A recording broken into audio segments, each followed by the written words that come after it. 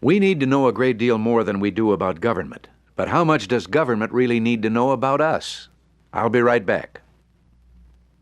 The Constitution, Article 1, Section 2, provides that the government shall conduct a head count of all of us at least once every 10 years. The purpose is sound, to make proper allocation of seats in the House of Representatives.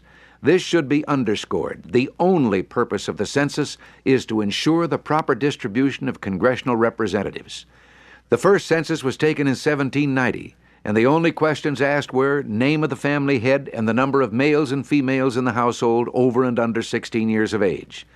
The last census was taken in 1970, and it had grown extensively in size and complexity. That simple head count had become a sociological survey. Free American citizens are now asked how many marriages, the number of children born to the woman of the house, including miscarriages, value of property, how many bathrooms, and on and on.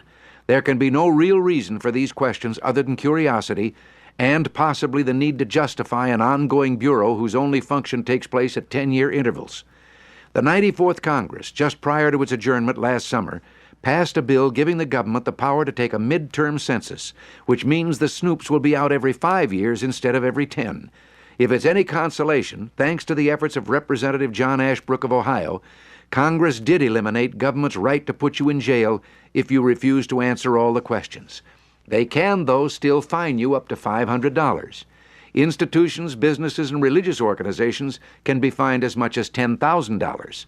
For some time now, there's been an agricultural census every 5 years, and it's an even longer, more complicated set of questions than they inflicted on the city folk. Farmers are independent people. On the last go-round, almost one-third of them threw the questionnaires away. This, of course, led to an exercise of government's coercive power. There were follow-up inquiries and threats of prosecution. But even so, at last count, about 500,000 farmers are still holding out.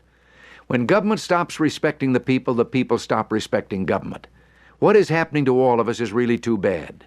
We want to respect our government, but bureaus and agencies carried away with their own purposes are making that extremely difficult.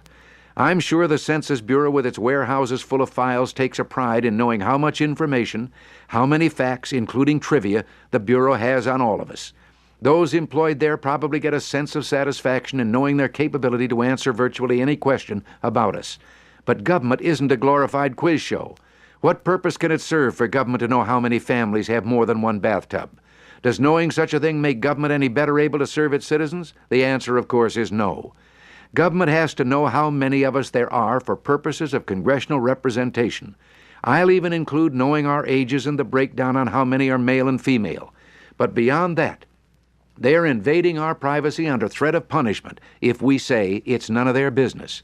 And it is none of their business. This is Ronald Reagan. Thanks for listening.